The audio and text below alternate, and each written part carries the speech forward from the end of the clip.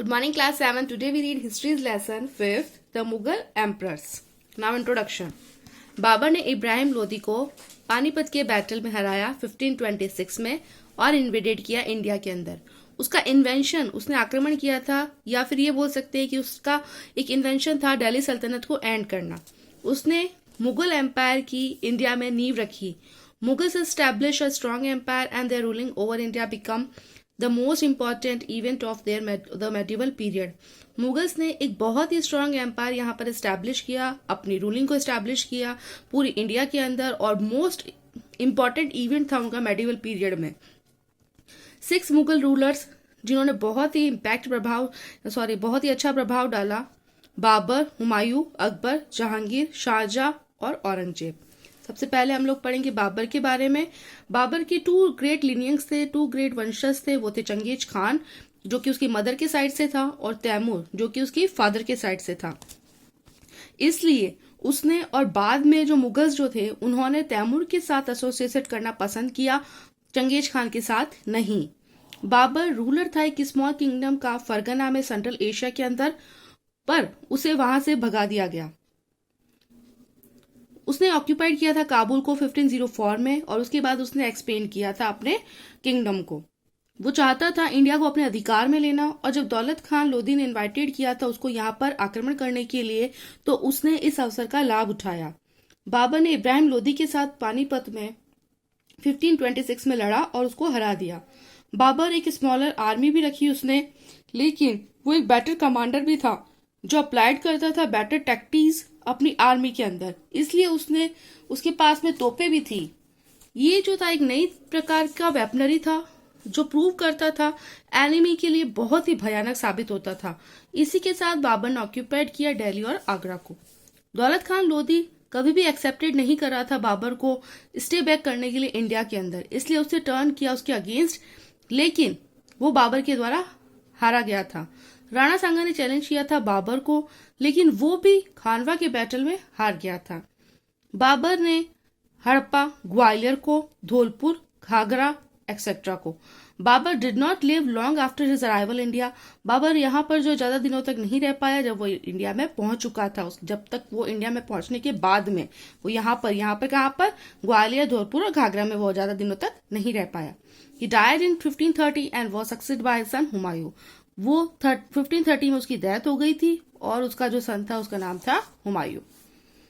इसके अतिरिक्त बाबर ना केवल एक अच्छा जनरल, एक अच्छा एडमिनिस्ट्रेटर था, उसी के साथ वो अच्छा कवि और लेखक भी था।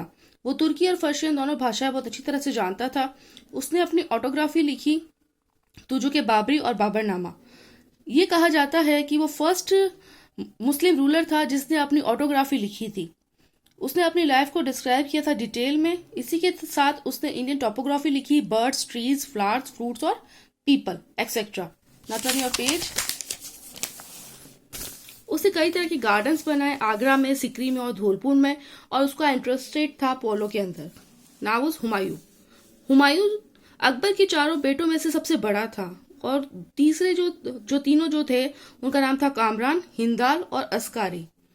अब तक में ये बोला गया कि बहुत ही छोटा एरिया दिया गया था। अगर कंपेयर किया जाए हुमायूं को, तो वो उसके जो भाई थे वो उसके साथ खुश नहीं थे और उसके लिए प्रॉब्लम क्रिएट करते रहते थे।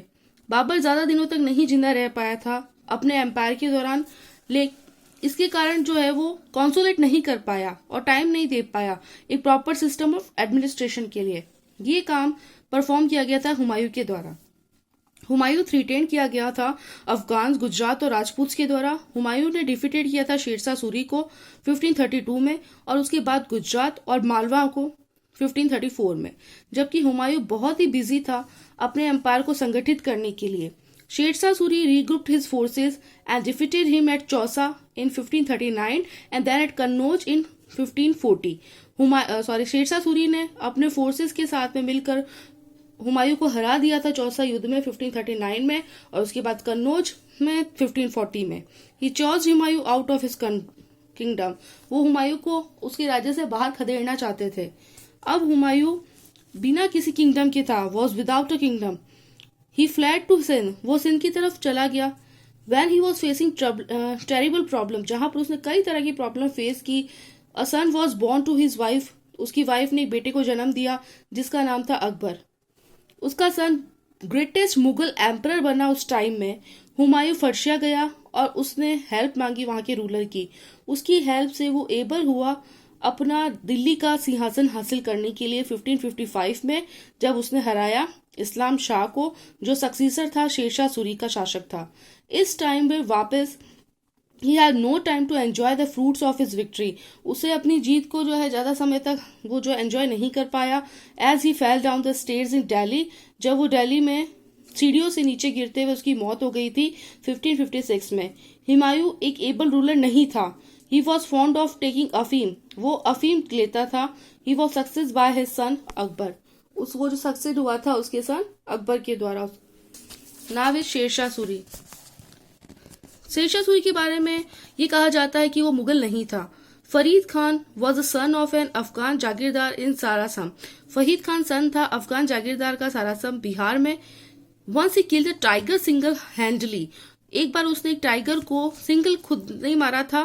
सो the ruler of Bihar gave him the new name of Sher Shah, तो इसीलिए शेरशाह सूरी का नाम शेरशाह पड़ा था क्योंकि उसने जो है टाइगर को मार दिया था। वो एक बहुत ही महत्वाकांक्षी नवयुवक था। He even joined the Babar's army in order to learn tactics और बैटल। उसने बाबर की आर्मी को ज्वाइन किया था युद्ध नीति या रणनीति बोल सकते हैं वो जीत सीखने के लिए। जब बाबर की डेथ हुई उसने डिक्लेयर किया उसका किंगडम इंडिपेंडेंट बंगाल और बिहार के अंदर।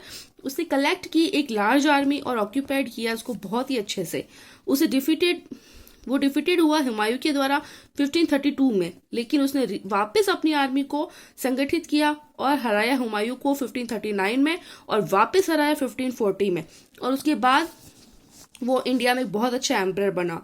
उसने एक लार्ज एम्पायर एक्सटेंडिंग किया झेलुम इन द वेस्ट से लेके Brahmaputra in the east and from the Himalaya से लेके north to Malwa in the south. Sher Shah Suri एक एबल जनरल नहीं था, लेकिन ऑल्सो एन एबल एडमिनिस्ट्रेशन, लेकिन एक अच्छा प्रशासक था। He set up effective civil military and revenue administration, उसने एक प्रभावी सिविल और मिलिट्री रेवेन्यू एडमिनिस्ट्रेशन जो है सेटअप किया था। Now is civil administration. He introduce a new silver coin called rupiya, उसने एक नया सिल्वर कॉइन इंट्रोड्यूस किया जिसे रुपया कहा गया। उसने कई एफर्ट्स किए अपने व्यापार को बढ़ाने के लिए, इसलिए उसने कंस्ट्रक्ट किया एक लार्ज नेटवर्क रोड्स का अपने एम्पायर के अंदर। उसने प्लांटेड किया ट्रीज को दूसरी तरफ रोड के। ही ऑल्सो गॉट कंस्ट्रक्टेड, उसने धर्मशालाएं बनाई, डाक चौकीज बनाई जो रेगुलर डिस्टेंसेस थे डिलीवरी ऑफ मेल के लिए। ये ड्यूटी थी मैसेंजर की कि वो डाक चौकी में मेल अप डिलीवर करे और दूसरे दिन वो उसके अपने मंजिल तक पहुंचा दे। Modern day Grand trunk Road, ये आप याद रखिएगा, ग्रांड ट्रंक रोड जो थी वो शेरशाह सूरी ने इसका निर्माण किया था। ये आपके आगे 10th में भी काम आएगा।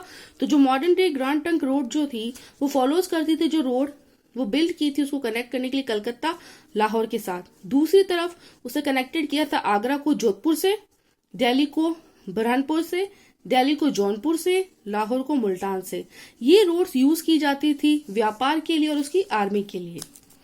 ये हम देख सकते हैं grand trunk road. Sher Shah Suri head थे उसके एडमिनिस्ट्रेशन के और उसके पास बहुत सारे पावर थे। उसने रूल किया था मिनिस्टर्स और ऑफिशियल्स की हेल्प के साथ में। उसका इंपॉर्टेंट ऑफिसर्स में उसके साथ थे शिकदार, मुंसिफ और काजी। उसका एम्पायर डिवाइडेड था बहुत सारे प्रांतों के अंदर जिसको सरकार क्षेत्र बोला जाता है। हर एक सरकार के अंदर कुछ डिस्ट्रिक्ट थे जो कई विलेजेस थे उसके अंदर। जो हेड था विलेज का उसको बोला जाता था मुकद्दम। कोटवाल रेस्पॉन्सिबल होता था मेंटेनेंस रखने के लिए लॉ को और वो ऑर्डर देता था डिस्ट्रिक्ट के अंदर। Now is infobites. Sher Shah Suri के कई यूनिक लोग थे जिसकी वजह से उसने क्राइम को रोका। अगर कोई रॉबरी करते हुए पाया जाता तो जो कंसर्न था हेडमैन जो था विलेज का वो उसका मुआवजा उससे लेता उस विक्टिम से। इसीलिए हेडमैन जो था वो बहुत ही कॉशियस था क्राइम्स के against. Now is revenue administration. अपनी कॉन्टेक्ट को मेंटेन रखने के लिए लोगों के साथ में शेरशाह सूरी ने कलेक्ट किया लैंड रेवेन्यू उसकी ऑफिसर्स के द्वारा। उसने कलेक्टिव लैंड मेजर की और उसको डिटरमाइन किया एक अमाउंट जो रेवेन्यू का होता है मतलब लगान का। उसके साथ उसने विजिटेट किया अपने लोगों के साथ में छुप कर। He also visited his people in disguise। disguise मतलब छुप कर। He ensured that the peasants were not troubled unnecessary, यानी कि वो ये एंश्योर करता था कि किसान जो है वो किसी भी परेशानी में बिना किसी वजह के ना पड़े। मिलिट्री एडमिनिस्ट्रेशन, शेरशाह सूरी जानता था कि बहुत ही इंपॉर्टेंट है सोल्जर्स को सेटिस्फाइड रखना, तो वो उसकी सैलरी जो देता था वो कैश में देता था, टाइम टू टाइम देता था, और उनका जो हर एक चीज जो उनके लिए प्रिपेयर करते थे, उनके रोल्स क्या क्या होंगे। हॉर्सेज जो थे वो ब्रांडेड थे, बाहर से लाए जाते थे। और मिलिट्री एडमिनिस्ट्रेशन जो था वो उसमें भी उसने कई पॉलिसीज बनाई, अलाउद्दीन खिलजी को उसमें रखा। शेरशाह सूरी डाइड हुआ था 1545 में और वो सक्सेड हुआ इस्लाम शाह के द्वारा, जो एक वीक रूलर था, और डिफीटेड हुआ हुमायूं के द्वारा 1555 में। Fill in the blanks. First, Babur fought with Ibrahim Lodi at Panipat in 1526. Humayun defeated Sher Shah Suri in 1532. Sher Shah Suri died in 1545. Granton Road was built by Sher Shah Suri. Now is Akbar. This is beyond any doubt to say that Akbar was one of the greatest ruler that India has ever produced. ये कहा जाता है कि भारत में अकबर से अच्छा या योग्य शासक जो है वो कोई भी नहीं था, वो सबसे ग्रेटेस्ट रूलर रहा गया। हुमायूं की डेथ के बाद में 1556 में अकबर ओनली 13 इयर्स का था। वो बहुत ही छोटा था ये जानने के लिए कि किस तरह के स्टेट्स के अंदर जो अफेयर्स होते हैं। तो बैरम खान जो था वो अपॉइंटेड किया गया था उसके राज्य संरक्षक के रूप में। उसने उसके अंडर में रहकर उसने रेजिडेंसी को सीखा कि किस तरह से सब कुछ जो है राज्य का कार्यभार संभालते हैं। और Akbar defeated Hemu, descent of Sher Shah Suri. Akbar ने हेमू को डिफीटेड किया जो शेरशाह सूरी का वंशज था सेकेंड बैटल ऑफ पानीपत में 1556 में, और उसने ऑक्यूपाइड किया दिल्ली और आगरा को। कुछ सालों के बाद में अकबर ने अपने राज सिंहासन को अपने हाथों में ले लिया। उसने ग्वालियर, अजमेर और जौनपुर को जीता। उसने मालवा को अपने राज्य में मिला लिया 1561 में। लेकिन वो फोर्सली जो है किसी को ऐसे नहीं करता था कि नहीं, जबरन किसी का राज्य हड़पता नहीं था। He offered a hand of friendship to the Rajput. उसने राजपूतों के सामने दोस्ती का हाथ बढ़ाया, उनके साथ मैरिज अलायंसेस की, वैवाहिक संबंध बनाए और अलाउड किया उनको रूल करने के लिए टेरिटरी में पीसफुली। लेकिन if they acknowledge Mughal authority, अगर वो मुगल अथॉरिटी के एक्नॉलेज में नहीं आते हो, he himself married a Rajput princess of Amber, Jodha Bai. उसने राजपूत प्रिंसेस जो थी जोधाबाई, उसके साथ विवाह किया। उसने ऑफर किया हाई पोस्ट ऑफ राजपूत को अपने एडमिनिस्ट्रेशन के अंदर, for example Raja Mansingh, Raja Todarmal etcetera. Rajput kingdoms जो थे उसमें पीस बनी रहती थी, इंक्लूडेड अम्बेर, कलिंगर, बीकानेर, जैसलमेर एक्सेट्रा। इसीलिए कुछ राजपूत जो थे वो एक्सेप्ट नहीं कर रहे थे उसकी अथॉरिटी को। अगर कोई राजपूत, जैसे कुछ राजपूत ऐसे होते हैं ना, वो नहीं मान रहे थे कि नहीं हम लोग उसका आधिपत्य स्वीकार नहीं करेंगे, तो उसके साथ लड़ते और उसके अंदर अपना जो है अपनी अथॉरिटी जो उसको दे देते थे। ही कनकॉर्ड चित्तौड़ एंड रणथंबोर, उसने रणथंबोर और कनकौर को जीता 1568 में।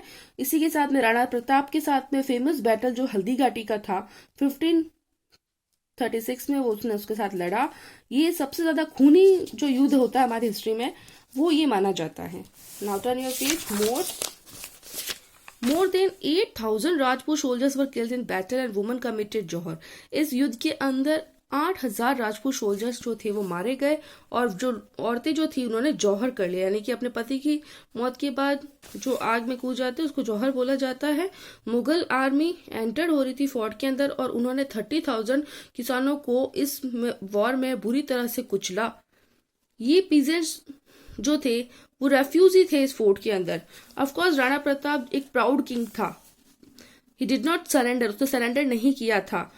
He continued to harass the Mughal forces by his tactics of guerrilla warfare. उसने जो है वो बहुत परेशान हो गया था मुगल फोर्सेस के जो एक टैक्टिक्स अपना रहे थे, रणनीति अपना रहे थे। गौरिल्ला वॉर, गौरिल्ला वॉर कहते हैं जो छुपकर जो वॉर करते हैं ना, उसको बोलते हैं। मतलब सामने आकर नहीं, पीछे से वार करना, छुपकर वार करना, वो होता है गौरिल्ला वॉर। तो उसने रेगिन किया एक मेजर पार्ट अपने किंगडम के अंदर 1539 में, जब अकबर बिजी था ईस्ट के अंदर। अकबर ने एक वास्ट एम्पायर, बहुत ही बड़ा एम्पायर बनाया था। उसने गुजरात को वेस्ट में जीता, बंगाल को, और जो दूसरे पार्ट थे उड़ीसा के ईस्ट के अंदर।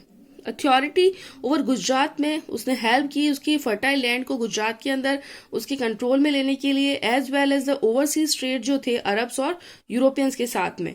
कंट्रोल किया उसने बंगाल को और अपने सी पोर्ट्स के साथ में उसको जीता।